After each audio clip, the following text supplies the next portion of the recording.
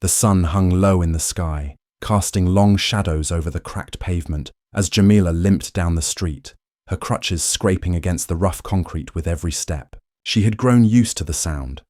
It was a constant reminder of her life, of the injury that had left her with a limp that wouldn't fade.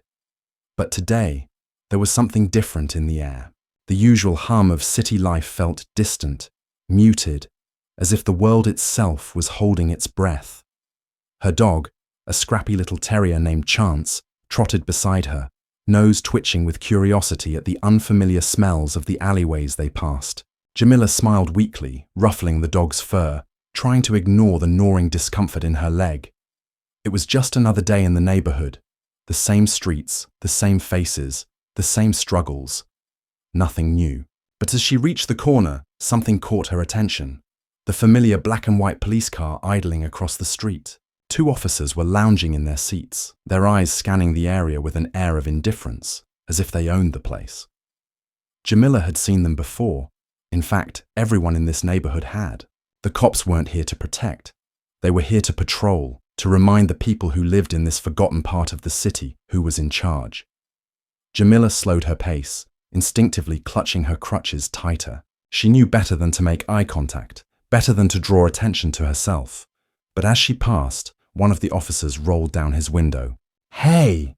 the officer called out, his voice grating, filled with an authority that made Jamila's stomach twist.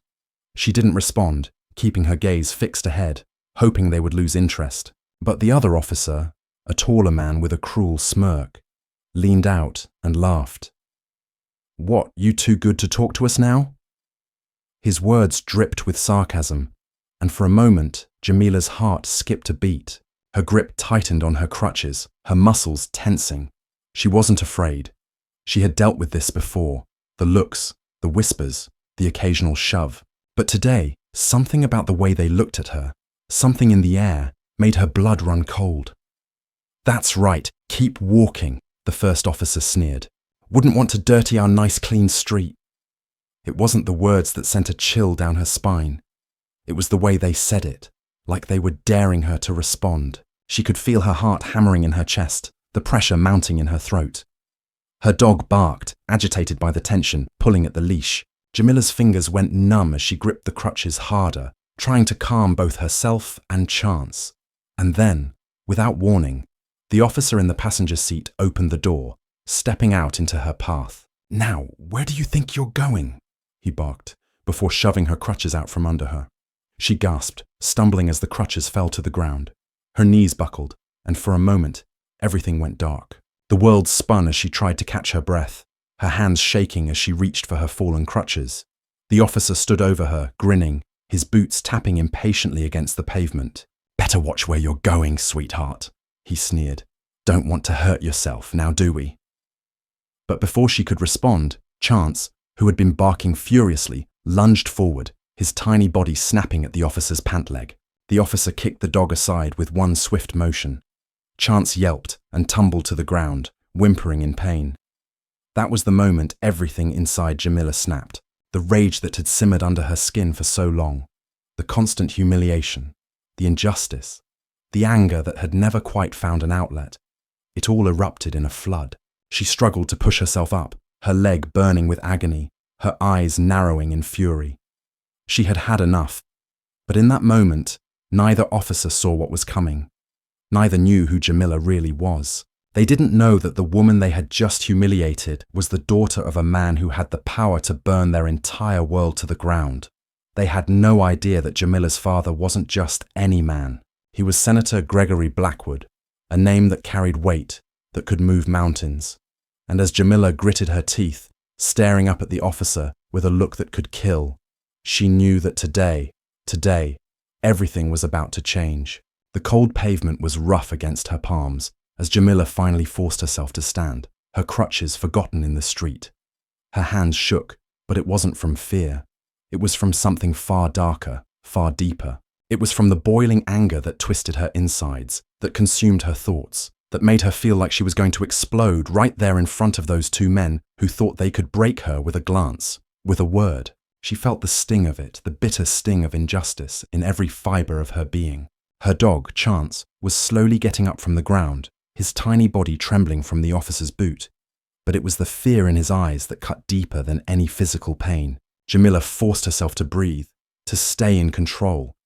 But it felt like the world was crushing down on her, like there was no escape from this suffocating reality. "Get your dog out of here, freak!" The officer who had kicked Chance snarled, his voice dripping with contempt. "No one wants to see that dirty thing running around here. Might get rabies, and we sure don't need any more of that in this neighborhood." The words felt like a slap in the face, each one more humiliating than the last. He said it like they weren't just words, like they were truths that everyone in the city secretly believed. She could feel the heat of his gaze burning into her, as if he were waiting for her to break, for her to beg, for her to apologize for simply existing in his space. But Jamila wasn't going to give him that satisfaction. Instead, she knelt beside Chance, her heart racing, her fists clenching.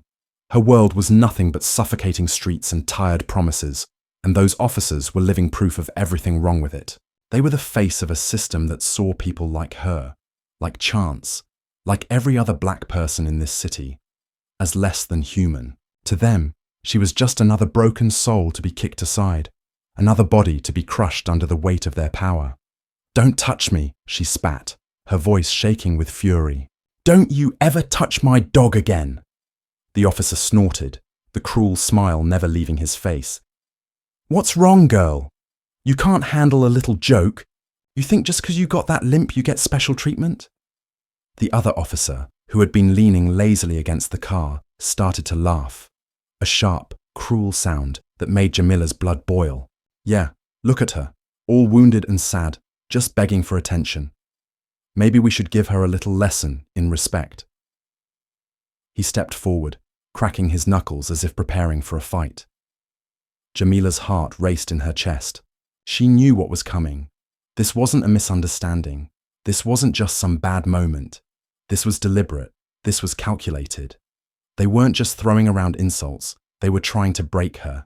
They wanted to see how far they could push her before she gave in, before she fell into line like the rest of the people who lived in this broken, divided world. Jamila's head spun with the weight of it all, with the knowledge that this was her life. Every day, every damn day, she was always the one who had to keep her head down, who had to bite her tongue, who had to make herself small so that people like them wouldn't even notice her. She was always the one who was nothing more than a nuisance, a problem, a burden. Not even her disability spared her from their contempt. "You should have stayed in your place," the officer continued, his voice low and mocking, like the very sound of her existence offended him. "Maybe if your daddy wasn't some fat cat politician, you'd know what it's like to get your hands dirty. Maybe then you'd understand what it means to be a real American." Jamila's fists clenched tighter. Her heart pounded against her ribcage, the thudding sound deafening in her ears. She wanted to scream, to lash out, to make them see her, to make them feel her pain. But she knew better. She had learned long ago that screaming didn't get you anywhere, that fighting back didn't change anything. It just made them hate you more, just made them want to hurt you more. She gritted her teeth, forcing herself to stay calm, to stay in control. It wasn't until the officer in front of her took another step closer, his body towering over her, that she heard it. The sound of a car door opening in the distance, a familiar voice, deep and commanding. "What the hell is going on here?" The officers froze, their cruel smiles faltering as they turned to look at the figure approaching from behind Jamila. For a moment, the world seemed to slow, and Jamila's heart stopped. She knew that voice. She would know it anywhere. It was the voice of her father. It was Senator Gregory Blackwood. The two officers stiffened, their casual demeanor evaporating in an instant as they turned to face the man who had just entered their world. The tension in the air was thick, as if the very air itself knew that everything was about to change. And for the first time in what felt like forever, Jamila felt a flicker of hope. Senator Gregory Blackwood's voice cut through the tension like a blade, sharp and commanding. "What the hell is going on here?" His words weren't a question. They were an accusation, as if the very presence of these officers on this street was an insult. His silhouette loomed against the evening light, tall, imposing, his expensive suit a stark contrast to the worn pavement beneath his feet. For a moment, Jamila felt a sense of relief. the familiar weight of her father's authority hanging in the air like a shield. But the officers, those two arrogant men, did not cower. They didn't flinch at the power her father wielded. Instead, they stood their ground, their eyes filled with that same ugly disdain that Jamila had known her entire life. "Senator Blackwood!" The officer who had kicked Chance sneered, forcing a smile that looked more like a grimace. "I didn't realize your little girl was so sensitive." He emphasized the word, his voice dripping with mockery, as if the very idea of Jamila being anything more than a nuisance to be pushed around was laughable. "We're just handling a minor situation here. Nothing to worry about."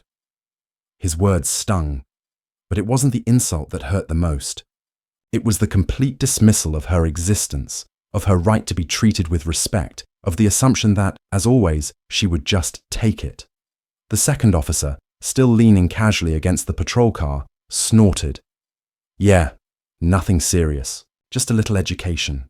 The streets aren't meant for people like her, you know?"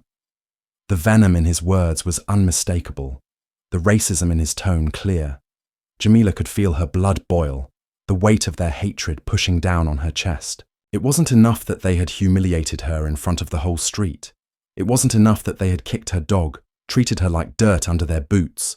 They were still trying to get under her skin, trying to break her with their words, with their sneers. But her father wasn't going to let that happen. "You think this is a joke?" Her father's voice rose, sharp and dangerous. "You think because my daughter is black, that gives you the right to treat her like an animal?" The officer who had spoken first stiffened, but he didn't back down. His eyes flickered toward his partner, both men clearly uncomfortable. But they stood their ground, their egos too inflated to admit fault. "Senator Blackwood," the officer said, his voice strained, "we were just doing our job. You know how it is. She's a problem in this neighborhood. We're just keeping the peace." The lies were so thick, so blatant, it was almost laughable. But Jamila knew that this wasn't about keeping the peace. This wasn't about protecting anyone. This was about power, about control, about reminding people like her, people who lived in the margins, that they were nothing in the eyes of the law. "A problem?" Her father's voice was low, dangerous, a warning that made the officers pause. "My daughter is not a problem." His gaze shifted to Jamila, eyes softening for just a moment. "I told you to stay inside, baby. I told you to avoid this area, but you didn't deserve this. None of this is your fault." Jamila wanted to say something, wanted to scream that she didn't need his protection, that she didn't need him to fight her battles for her.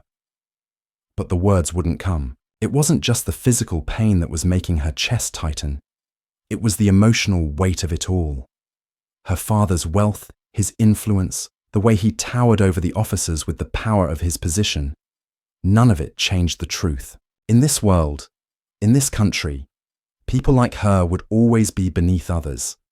No matter how much money they had, no matter how many doors they could open, they would always be seen as less. The officer who had kicked Chance took a step forward, his gaze flickering between Jamila and her father.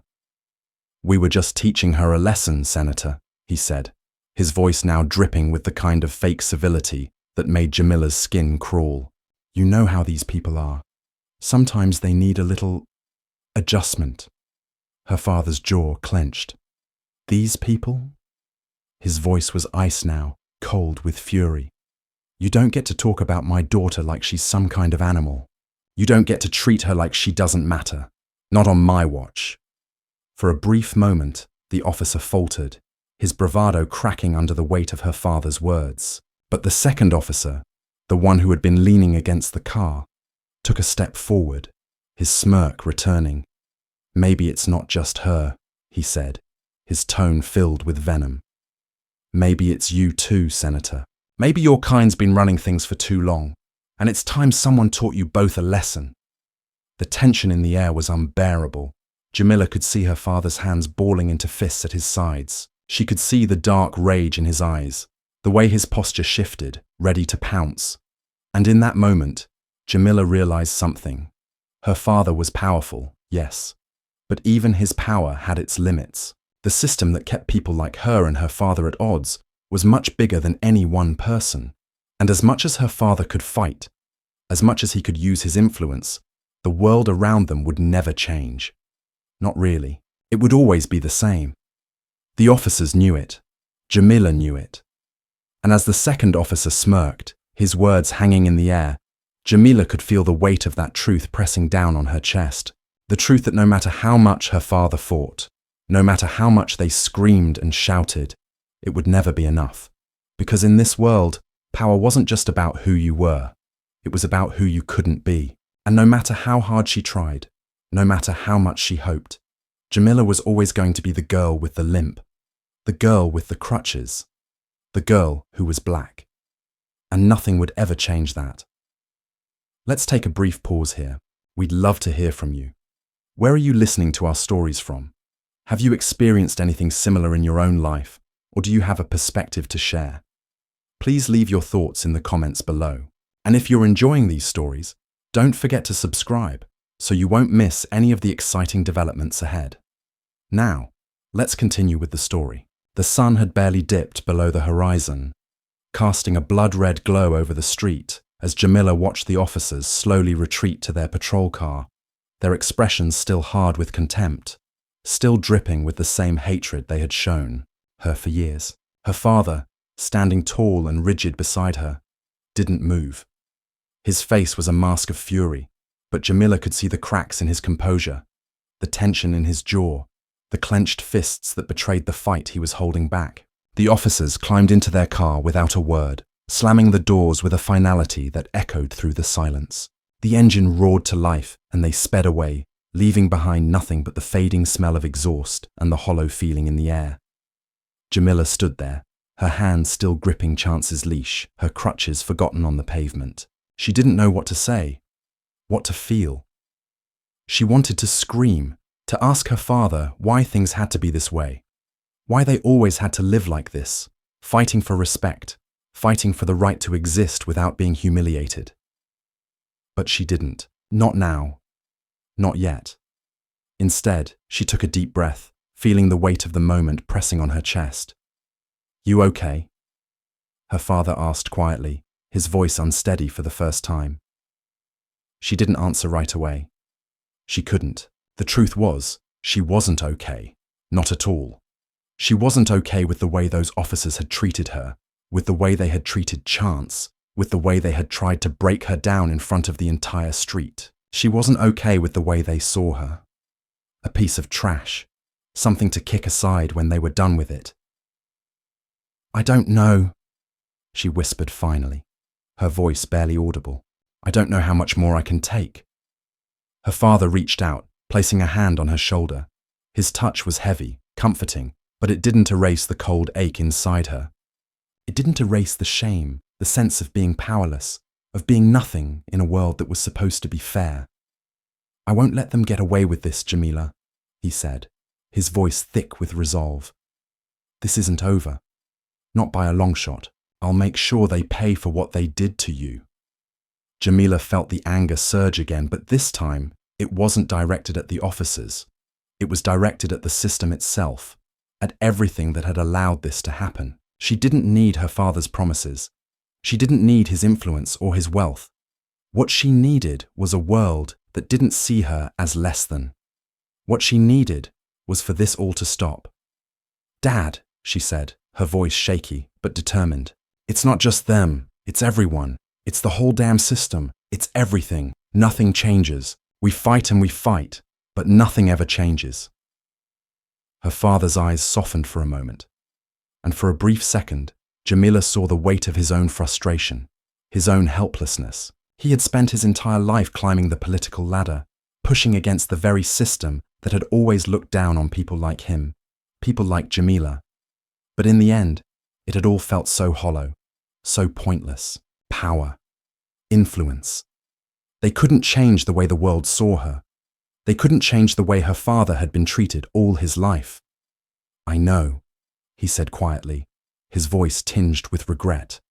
"I know it feels that way. But we can't give up. We can't let them win." Jamila nodded slowly, but in her heart she knew the truth. The world didn't care. The officers didn't care. The system didn't care. And even her father, with all his power and influence, couldn't change the fact that people like them would always be on the outside looking in, no matter how much they fought. The next day, the media storm hit. The story of the incident, of the police officers who had humiliated her, kicked her dog, and treated her like she didn't matter, spread like wildfire. Headlines across the city read, "Senator's daughter brutalized by officers," "Scandal rocks city's police force," and "Outrage after abuse of disabled woman by police officers." The public was in an uproar, demanding justice, demanding answers. But Jamila knew it wouldn't be enough. The outrage would fade. The protests would die down. And in the end, those officers would get away with it, just like everyone always did.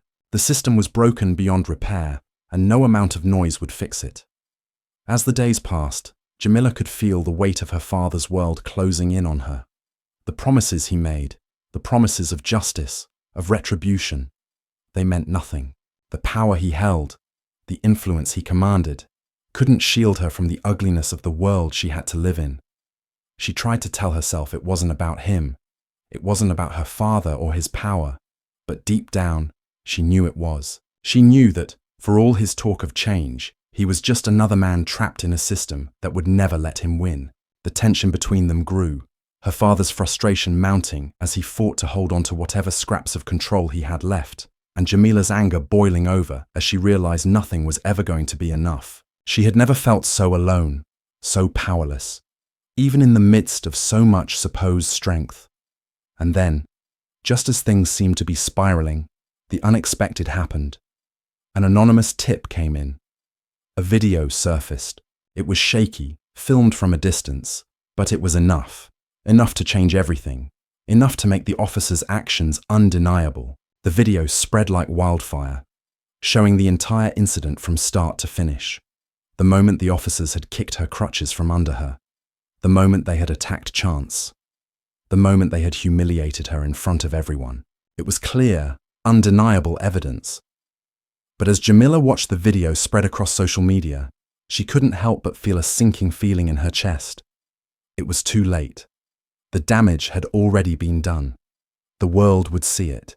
The world would be outraged. But when the cameras stopped rolling, when the hashtags faded, when the news cycles turned to the next scandal, everything would go back to the way it had always been. She wasn't sure if she could live with that, but for now, the fight had just begun. The days that followed the release of the video were nothing short of a media frenzy. The world reacted in outrage as people from all walks of life took to social media, sharing the clip of the two officers assaulting Jamila, kicking her crutches out from under her, and abusing her dog. It didn't take long for the hashtag #HugeJusticeForJamila to trend, flooding news outlets and social platforms alike with anger and calls for accountability. But even as the outrage poured in, Jamila felt the weight of it all pressing down on her. She had seen this before.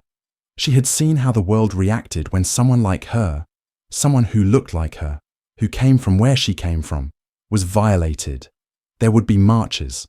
There would be speeches. People would shout. There would be promises of change. But it would all fade. It always did.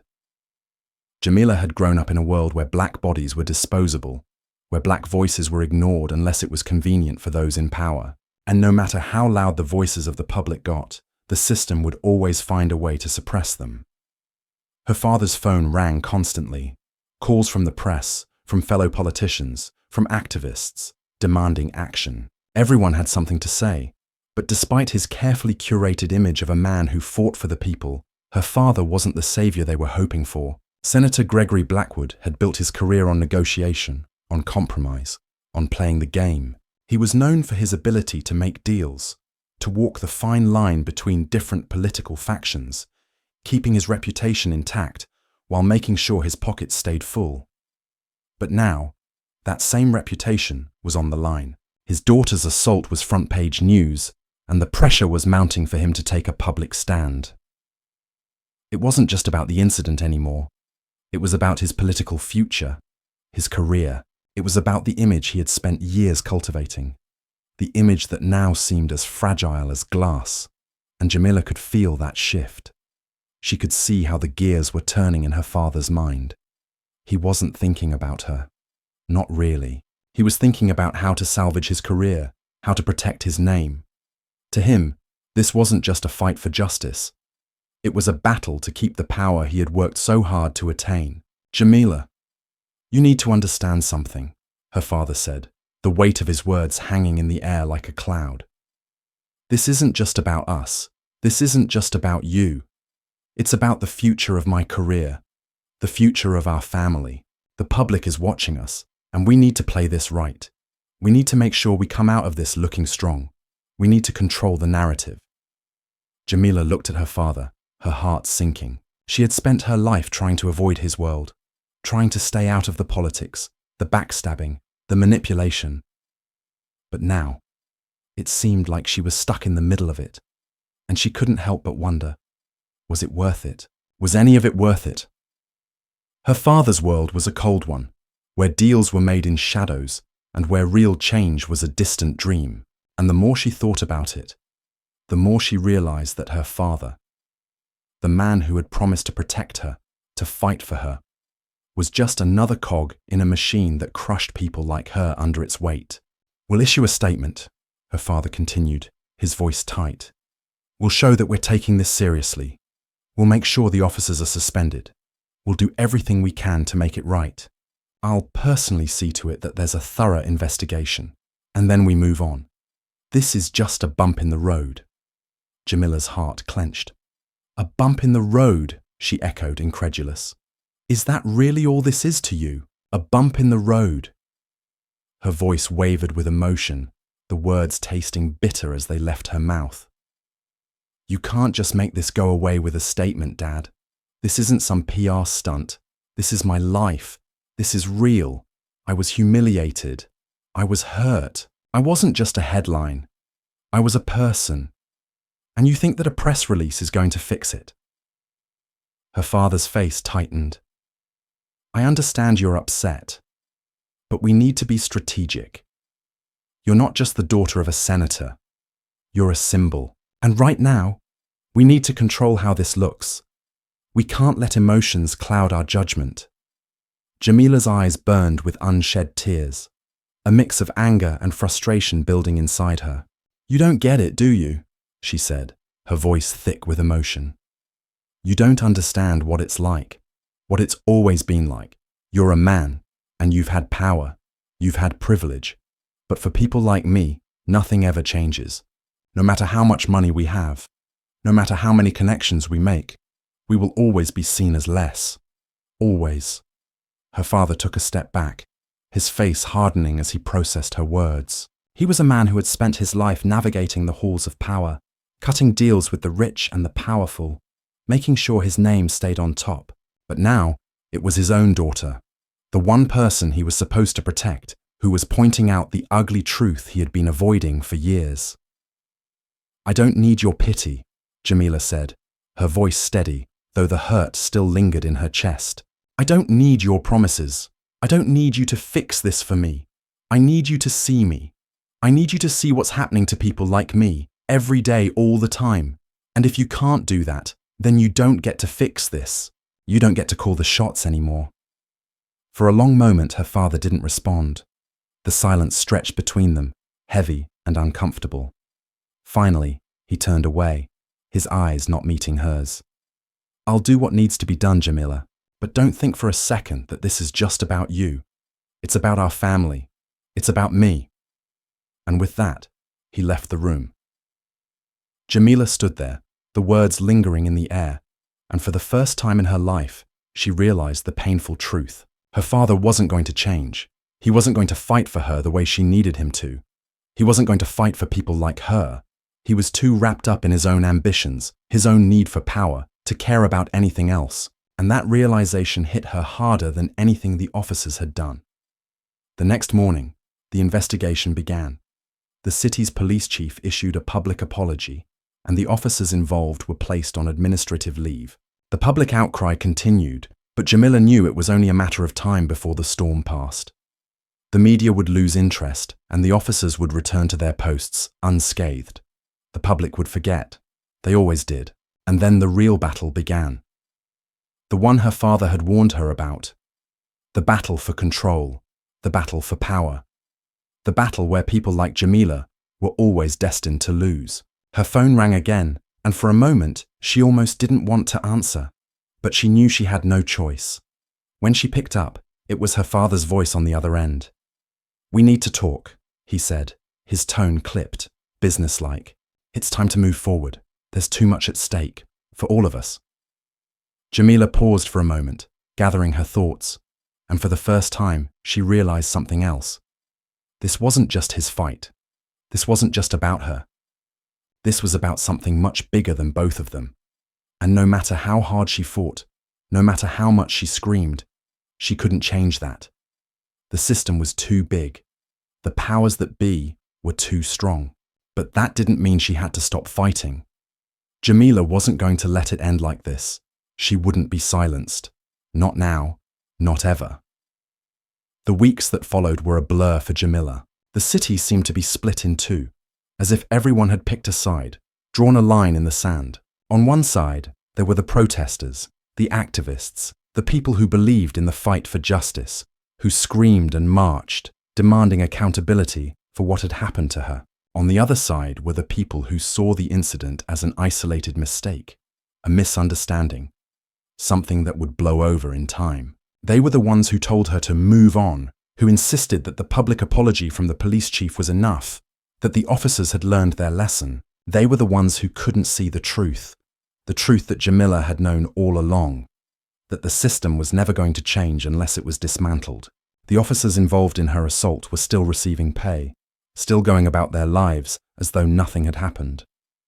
The investigation, which was supposed to be impartial and thorough, was dragging on at a glacial pace, but Jamila knew it wasn't going to go anywhere. The video that had surfaced had been damning, yes. It had given her voice, given her a platform to speak from. But what good was a platform if no one cared to listen? She had watched as the news cycles shifted away from her, as news scandals took center stage, as the public's outrage was replaced by the next viral story.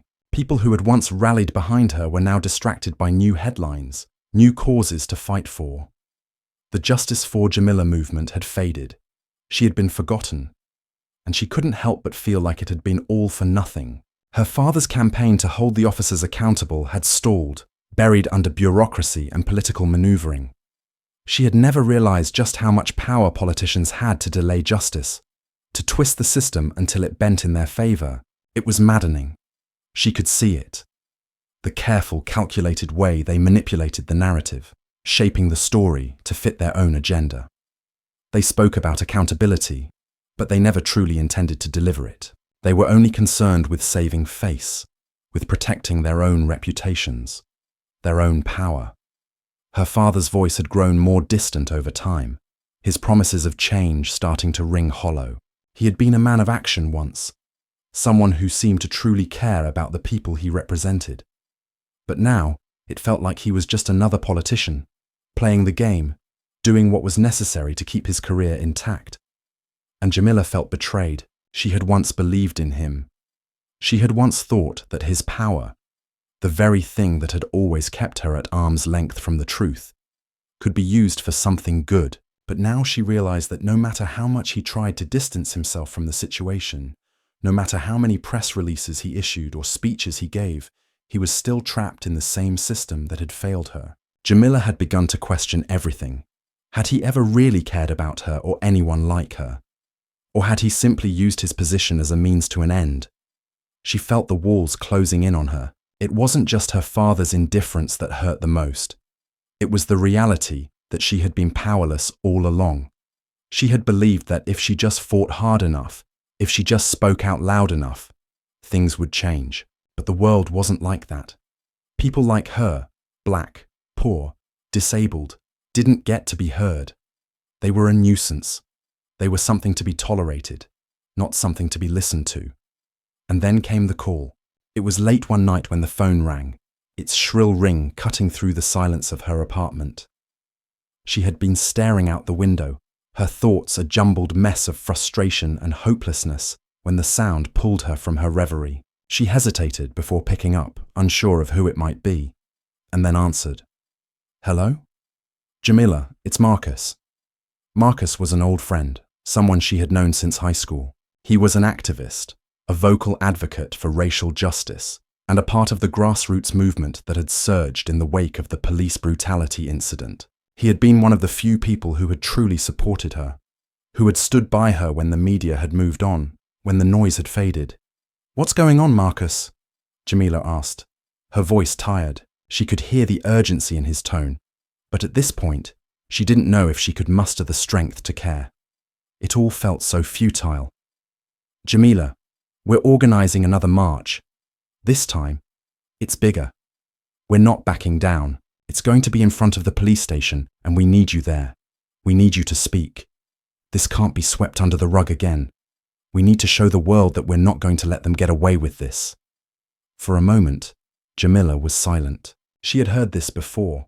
She had been to enough protests, heard enough speeches, seen enough signs to know that this fight wasn't going to be won by marching. It was going to be won by breaking the system down from the inside. But something in Marcus's voice made her pause. There was a fire in him, an unrelenting passion that she hadn't felt in herself for a long time. Maybe she wasn't done yet. Maybe, just maybe, she could still make a difference. "All right," she said, her voice stronger than she felt. "I'll be there." The days leading up to the march were a whirlwind. News about the event spread quickly, with local activists, community leaders, and everyday citizens all rallying together for what promised to be one of the largest demonstrations the city had seen in years.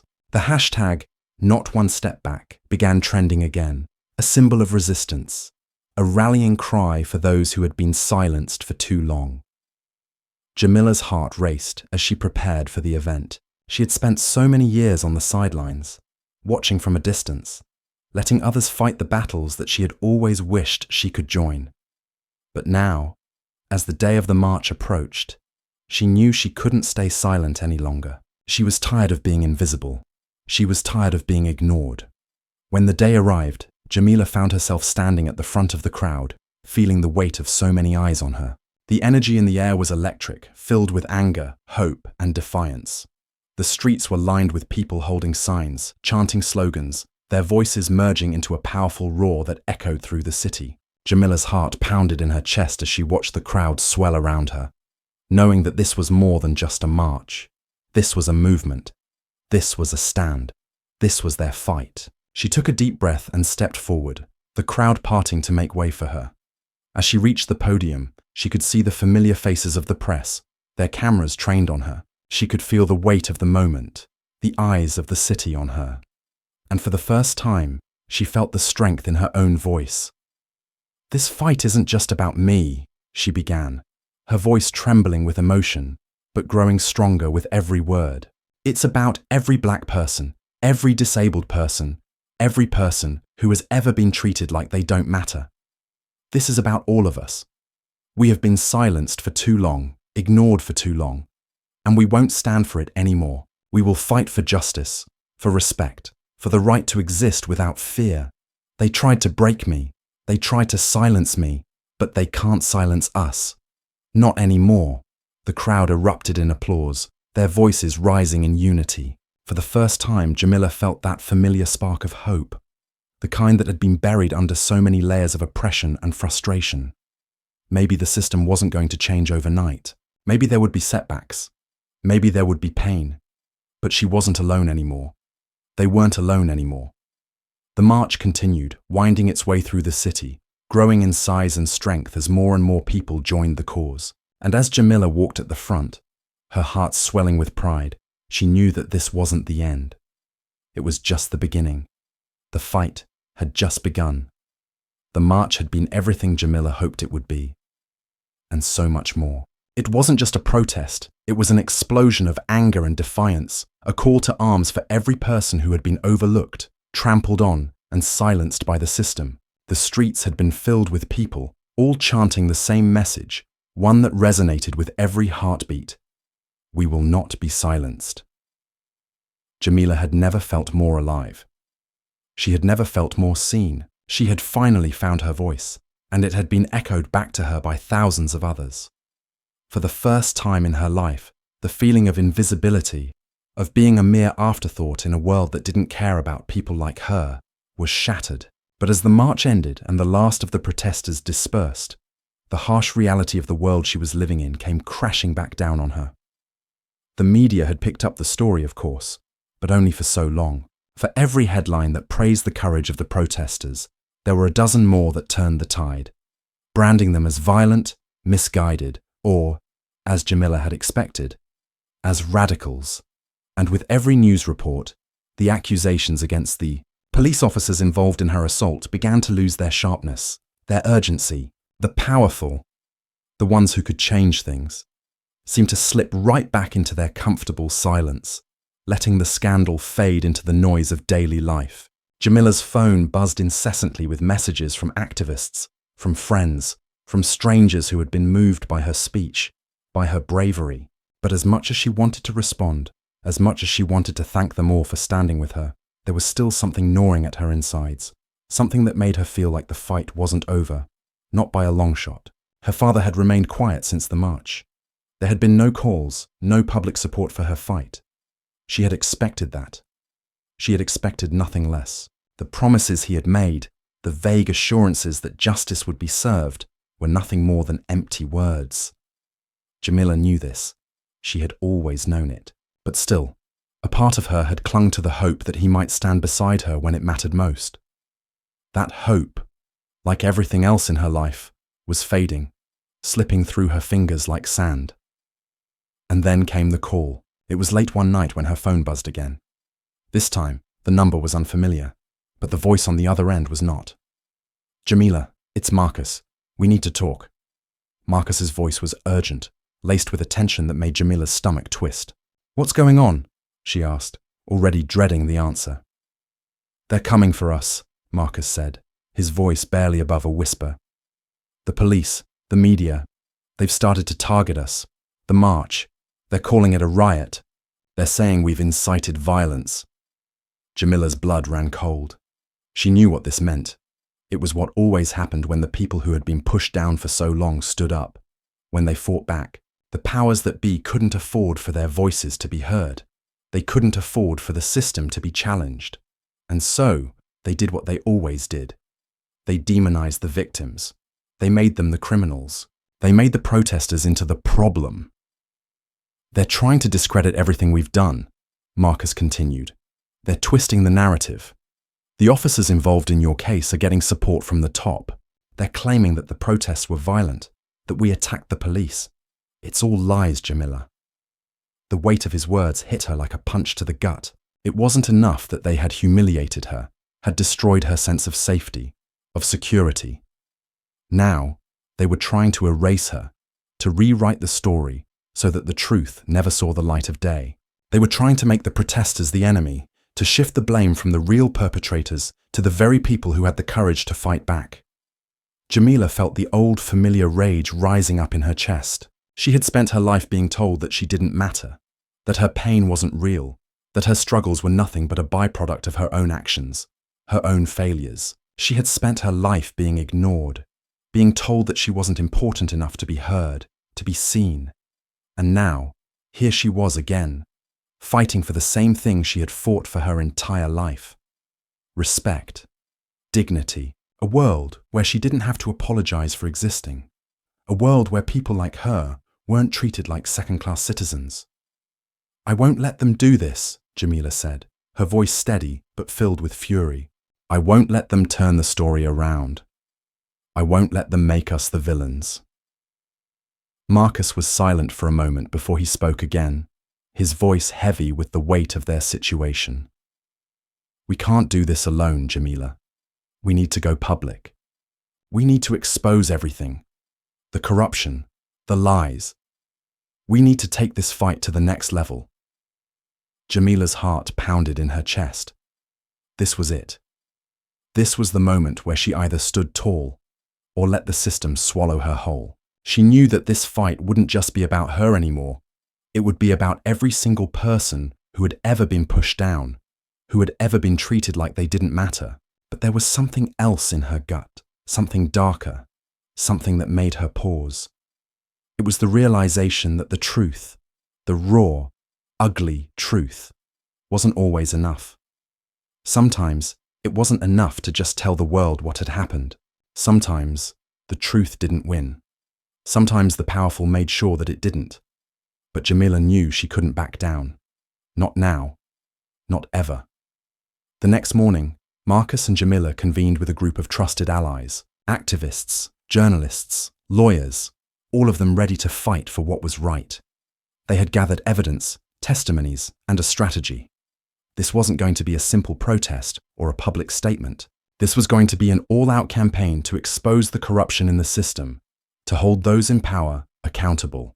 It would take time, it would take resources, and it would take the voices of everyone who had been marginalized and silenced for too long. But Jamila was ready. She had no choice. The system had already shown her what it thought of her. Now it was time to show them what she thought of it. As the team began to prepare for the press conference, Jamila couldn't help but feel the weight of the moment. This was her chance to take back her power, to turn the narrative back in her favor. But she knew deep down that no matter how many times she told her story, no matter how loud she screamed, the battle was far from over. The truth was just the beginning. The real fight was going to come when the people in power realized that they couldn't control her anymore, when they realized that she, and so many others like her, weren't going to back down. The press conference was set to take place in the afternoon. Jamila stood before the cameras, her heart pounding in her chest. She had rehearsed this moment over and over in her mind, but now that it was finally here, it felt surreal. She had become a symbol of resistance, of defiance, of everything the system had tried to erase. But as the reporters stared at her, ready to listen, she knew that her fight was just beginning.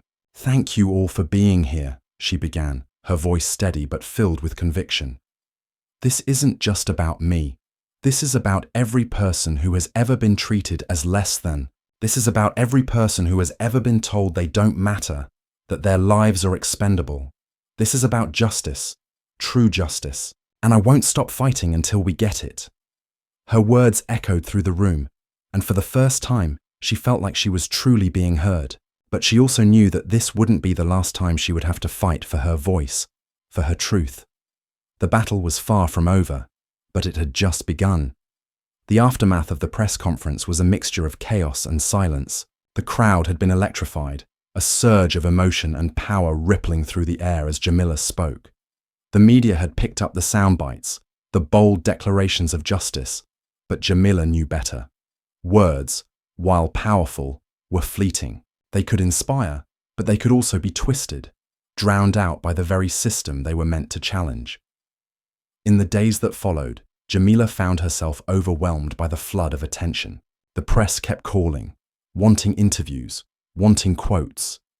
Activists rallied behind her, lifting her up as a beacon of change, as someone who was fighting for something bigger than herself. But beneath the surface, the system that had oppressed her for so long was already shifting, already working its wheels to dilute the impact of her words. Her father, ever the politician, called her once the conference had ended. His voice was steady, controlled, like it always was. He had a way of sounding calm, of presenting himself as if nothing could shake him, nothing could rattle the foundations of his power. But she could hear the underlying tension in his voice, the frustration that was always there when things got out of his control. "Jamila, you've made your point, but now it's time to let the professionals handle this. We need to stay focused. We need to get the right people in position to make sure this doesn't escalate. I'll handle the rest." Her heart clenched as she listened to him. He was always about handling things. He was always the one who wanted to control the narrative, to play it safe. But Jamila wasn't interested in playing it safe anymore. She had spent her whole life bending to the will of others, doing what was expected of her, staying quiet, staying out of the way. She had done all that, and it had never been enough. Now she was done with it. She was done with being controlled. "I didn't ask for your help, Dad," she said, her voice cold, sharper than she intended. "I don't need anyone to handle anything. I'm not your puppet, and I'm not here for you to put me in the background. This is my fight now."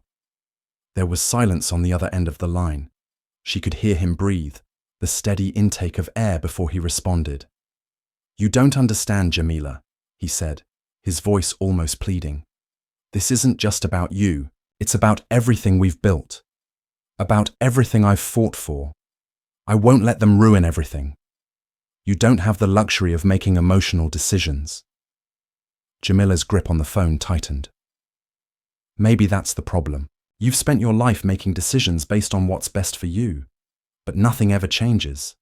It's always about the next step, the next deal, the next promise you're going to make to get ahead, and you've never had to pay the price for it. But I have, and now I'm paying the price for your silence. There was a long pause. She could feel the space between them growing wider with every word that hung unsaid. You're not going to win this, Jamila. Not like this, he finally said, his voice drained. The system's too big. The game is too strong. You can't take it down by yourself. She wanted to scream at him, wanted to make him understand that it wasn't about winning. It was about making them listen. It was about making the world see the truth. She was tired of being invisible, tired of watching from the sidelines as others made decisions that affected her life, her body, her future. But instead, she let the silence stretch on. She didn't have to convince him, not anymore. I'll do this on my own, she said softly, a weight in her chest that felt like both relief and defeat. I'm done relying on you, done relying on anyone. As she hung up the phone, the reality of her decision hit her. She was alone in this fight, and it wasn't just the weight of her father's silence that pressed down on her. It was the silence of everyone else, the people who had claimed to support her, the people who had marched beside her, the people who had shared her story. They were all fading, backing away, hiding behind the real leaders, the professionals who knew how to fight this battle, the ones who could play the game. But she had already seen what the game looked like. She had already been on the receiving end of its cruelty. This wasn't about playing along anymore. This was about survival. It was about making sure that no matter what, the world knew her name. But the more she thought about it, the more she realized that survival didn't mean just surviving the physical assaults, the verbal attacks, the degradation. Survival meant surviving the system that had been designed to crush people like her, people who were born into a world that was always stacked against them. It meant surviving the quiet cruelty of being ignored, of having your pain erased, and that was the hardest part. The hardest part was knowing that her fight wasn't just against the officers who had hurt her, or the politicians who had failed her. Her fight was against an entire system that had been built to keep her in her place. In the days that followed, Jamila dove into her work. She met with lawyers, with activists, with anyone who could help amplify her voice. She knew the truth, and the truth had power. But it wasn't enough to just know the truth. She had to make others see it. She had to make them feel it. One afternoon, as she sat in a dimly lit office, flipping through pages of legal documents, a knock at the door interrupted her. Marcus stepped in, his face tense, his eyes shadowed with worry. "Jamila, we need to talk," he said, closing the door behind him. "What's going on?" Jamila asked, her brow furrowing as she set the papers aside. "It's getting worse," Marcus said, his voice low. "We've got more leaks coming from inside. The police are circling. They've got people working the media now. They're pushing the narrative that the protests were dangerous, that we were the aggressors, that we were trying to incite violence." Jamila's heart sank. She had feared this. The system wasn't going to let the truth come out, not without a fight. They would do everything they could to destroy the movement, to turn the focus back on the threat that she and the others posed.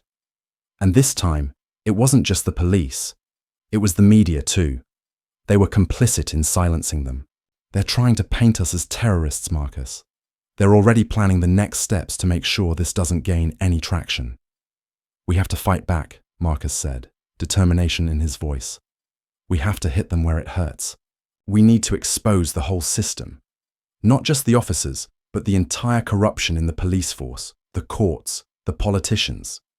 The entire machine that's been feeding off us for decades." Jamila stared at him for a long moment. She knew what he was saying was true.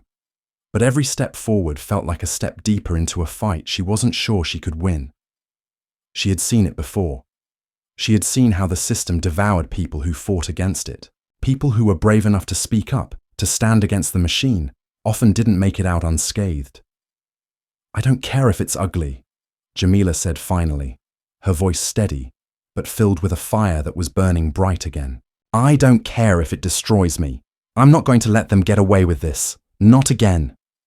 Marcus smiled, a glimmer of hope in his eyes. "Then let's do it." The plan was set into motion quickly. They would need to move fast, gathering evidence, reaching out to whistleblowers, organizing with other marginalized communities to ensure their message was heard loud and clear. This wasn't just about Jamila anymore. This was about exposing a truth that had been buried for far too long. And Jamila wasn't going to let it stay buried. She wasn't going to stay silent anymore. In the days that followed, the media frenzy picked up again. But this time, it wasn't about the protest. It was about the truth. About the systemic racism that had allowed the police officers to act with impunity. About the politicians who had turned a blind eye. About the entire system that allowed her to be treated like a second-class citizen. And as the stories broke, the pressure began to build. The walls of the system that had kept Jamila down for so long began to crack, and the people who had kept her invisible started to realize that their silence could no longer protect them. For the first time in her life, Jamila felt the weight of her own power, and it was only the beginning. The weeks following Jamila's decision to fight back felt like a whirlwind of motion, every day marked by new developments, new challenges, and new betrayals. The system that had so carefully hidden the ugly truth for years had been cracked wide open, and the people who had long profited from the silence were now scrambling to control the damage. They were used to their power, used to their privilege, used to having their hands uncleaned by the mess they created. But this time, the mess was too big, too loud to ignore. And as Jamila's story spread like wildfire, it became clear that her voice wasn't just hers anymore. It was the voice of thousands, maybe millions of people who had been crushed beneath the weight of a broken system for generations. Jamila could feel the pressure mounting with every passing day. The media was relentless, tracking every move she made, dissecting every word she said. Her every action was now part of a public spectacle, analyzed and critiqued from every angle. Her fight had become more than just personal. It was political. It was global. It was a battle for justice in a world that wasn't used to seeing people like her demand it. Her father, once her only lifeline in the world of politics, had retreated even further into the shadows. He had become a stranger to her, a man whose promises and manipulations had never been for her benefit. He had used his influence to protect himself, his career, and now Jamila realized he had only ever been playing the same game the system was designed for, a game where only those who had the privilege to win mattered. He had tried to manipulate her, to shut her down with his empty promises of handling things, of keeping the status quo intact. But Jamila was done with being controlled. The calls had stopped coming from her father's office. She was no longer a part of his carefully crafted political world. The last time they spoke, her father had warned her of the consequences. "You have no idea what you're doing, Jamila," he had said, his voice tight with frustration. "You're playing with fire, and when it burns, you're going to be the one who gets scorched. This is a game that doesn't have room for people like you." The words had stung, but in her heart, Jamila knew the truth. She had never been part of his world. She had been an accessory, a piece of his image, someone he could trot out when it suited his political needs. And now that she was no longer useful to him, she was expendable. The real fight, the one that had been building for her entire life, was hers alone. It had always been hers alone. And as she walked further into the battle, she could feel the walls closing in on her. Her allies were there: Marcus, the activists, the whistleblowers who had come forward with the truth. But they were all fighting against an empire that was too big, too well connected, and too entrenched in its power to be dismantled easily. The police were doubling down on their narrative. They were trying to shift the story, painting the protesters as violent, unpredictable, and dangerous. They were using every tool at their disposal: propaganda, media manipulation, and, of course, the quiet but deadly influence of the powerful people who had been enabling them for years. The system had always been this way, always designed to protect those at the top while keeping the rest of the population in line. Jamila found herself alone more often than not. the weight of the battle growing heavier with each passing day. She had become the face of a movement, a symbol of defiance against the system. But what they didn't tell her, what no one warned her about, was that being a symbol wasn't easy. It was isolating. It was draining. And the backlash, the hateful messages, the racist slurs, the threats on her life, were constant reminders that her fight was far from over. She had become a target. At first, it started small. A few negative comments on social media, the occasional insult thrown her way when she was out in public. But as the days went on, the hate grew. They were calling her a traitor. They were calling her a criminal. They were labeling her as someone who was trying to destroy the fabric of society. The media, both mainstream and alternative, had latched onto her, but not in the way she had hoped. They were dissecting her every move, painting her as a villain in a story that was supposed to be about justice. It was no longer just the officers who had assaulted her. It was the entire system. The police, the media, the politicians. They were all trying to tear her down. And yet, Jamila pressed on. She wasn't going to let them break her.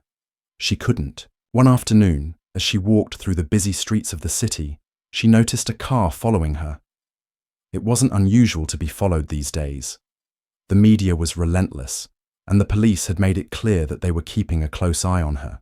But something about this particular car set her nerves on edge. It wasn't just the fact that it was following her. It was the feeling of being hunted. She could almost feel their eyes on her, even though she hadn't turned around to look. Jamila quickened her pace, but the car kept following her. She could hear the engine revving behind her, the low rumble of a vehicle trying to stay just out of view. Her heart began to race as she crossed to the other side of the street, but the car followed her there too. She glanced around, trying to make herself visible, hoping someone would see what was happening, hoping someone would come to her aid. But the street was empty. The people around her didn't seem to notice. She was alone. The car pulled up beside her, the window rolling down to reveal a man's face, someone she didn't recognize. "You think you're untouchable?" he sneered, his voice low, mocking.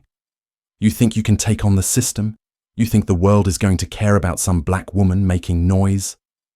The words stung, but Jamila held her ground.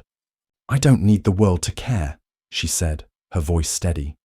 "I just need them to listen." The man laughed, a cruel, guttural sound that sent chills down her spine. "Listen. They don't want to listen to you, sweetheart. They want you to shut up. And trust me, we'll make sure you do." Before Jamila could react, the man sped off, tires screeching as he disappeared into the distance. She stood frozen for a moment, her breath coming in shallow gasps, her heart pounding in her chest. It was a warning. She knew that. They had made their message clear. This wasn't just about exposing the truth anymore. It was about silencing her, about making her feel afraid enough to back down. But she wasn't going to back down. Not now. Not ever. Jamila took a deep breath and continued walking. The weight of the world seemed to press down on her shoulders, but she refused to let it break her. She had seen the hate, the cruelty, the racism that had defined her entire life. But she had also seen something else. Something that filled her with hope. Something that made her believe that maybe, just maybe, change was possible. The truth was powerful, but it wasn't enough to just tell it. She had to make them feel it. She had to show them that no matter how hard they tried to break her, she would never stop fighting. She would never stop standing up for the people who had been silenced for far too long.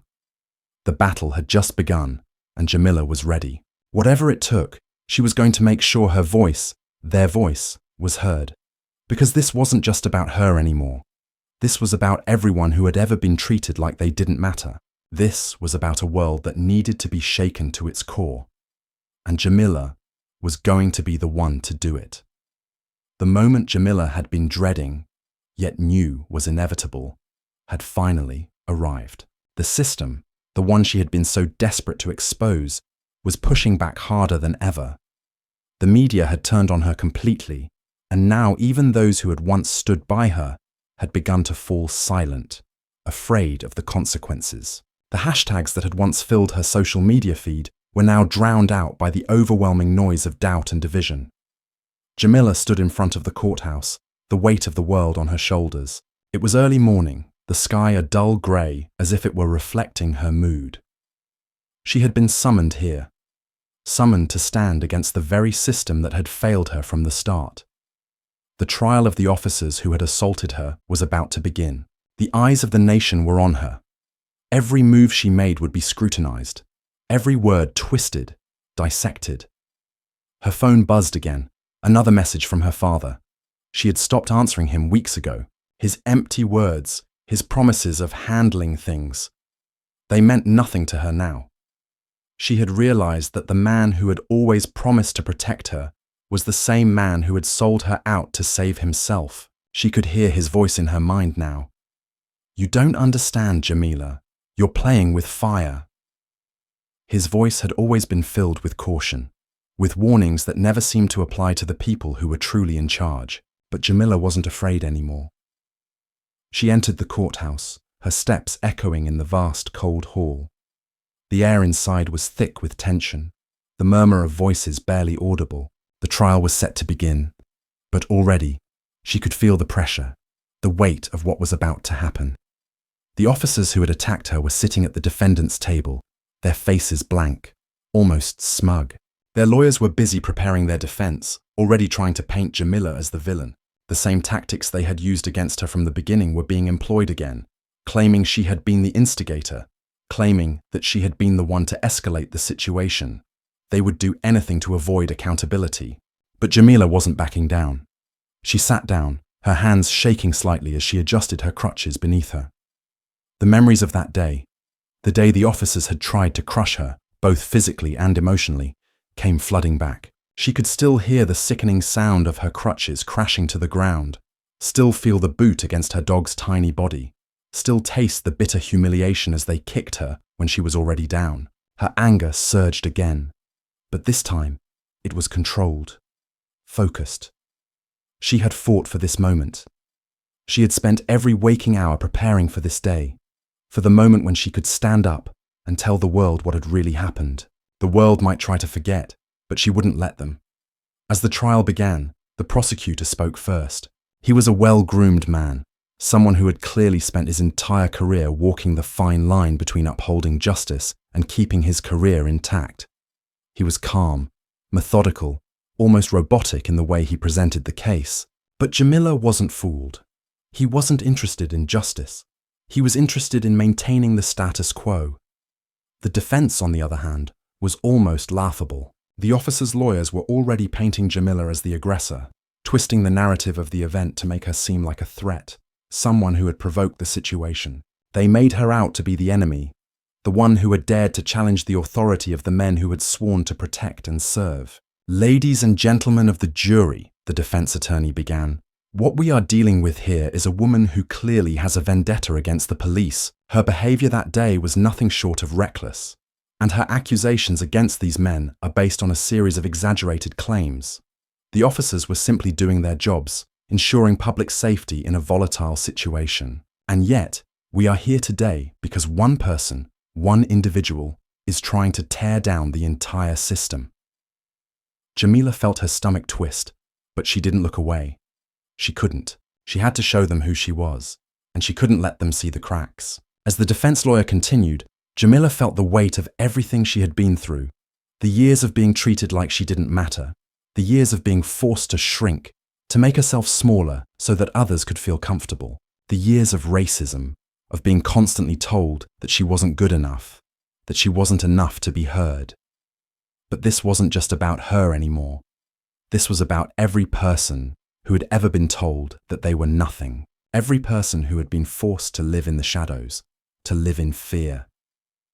The prosecutor finally called her to the stand. Her heart raced, but she walked to the witness chair with a steady stride, taking her place in front of the jury. Her voice shook slightly as she began her testimony, but it wasn't fear that made her hands tremble. It was the realization that this moment of truth, could change everything. "I don't need to make anyone believe me," Jamila said, looking out across the courtroom. "The truth is the truth. I was attacked that day, not just physically, but emotionally. Those officers didn't see me as a person. They saw me as something beneath them, something to be ignored, something to be hurt, and they were wrong. They were wrong in every way. The courtroom was silent as her words hung in the air. She could feel the eyes of the jury on her, their gazes heavy, judgmental. She didn't care anymore. She had nothing left to lose. "I didn't ask for this fight," she continued. "I didn't ask for the humiliation. I didn't ask to be treated like I was less than human. But here I am, here we are. And I'm not going to stop. I'm not going to stop until every person who has ever been made to feel like they don't matter gets their voice back. This isn't just about me. This is about all of us." The defense attorney tried to interrupt, but the judge silenced him with a raised hand. Jamila didn't care what anyone thought. She was done with playing the role they had assigned her. She was done with letting them define who she was, what she could do. She had fought her entire life to be seen, to be heard. And now she was standing here, the entire world listening. When her testimony ended, she returned to her seat, her body trembling with exhaustion. She had done it. She had said what needed to be said. She had given the world the truth, the raw, ugly truth, and there was no taking it back. The trial continued, but Jamila knew the battle wasn't over. This wasn't the moment where everything changed. It was the first step. The system wasn't going to crumble overnight, but it was starting to crack. And as long as there were people like her, people who refused to back down, who refused to be silenced, the system would keep breaking. Weeks later, the verdict came in. The officers were found guilty of excessive use of force, and the judge issued a statement condemning their actions. The victory felt hollow, the satisfaction fleeting. Jamila knew that this wasn't the end. This wasn't the end of the fight. It wasn't even the beginning of the end, but it was a victory. And sometimes, victories were all you had to keep going. And as Jamila walked out of the courthouse, her head held high, she knew that the fight would continue. She had given everything she had, and she would keep giving it. Because the system hadn't just hurt her, it had hurt millions of others. And she wasn't going to stop until it was brought to its knees. The reckoning had begun, and Jamila was ready. Thank you for following along with this story. We'd love to hear what you think about it. What emotions did it stir in you? Have you ever experienced racism in your life, or witnessed someone else go through it? Your thoughts and experiences are so important to us, and we truly value every single one of you. Don't forget to hit the like button if you enjoyed the story and subscribe for more. Your support means the world to us. Have a great day, and if you made it to the end of the story, please leave a comment with the phrase, "The fight continues." It'll let us know you're with us all the way to the end. Thank you again.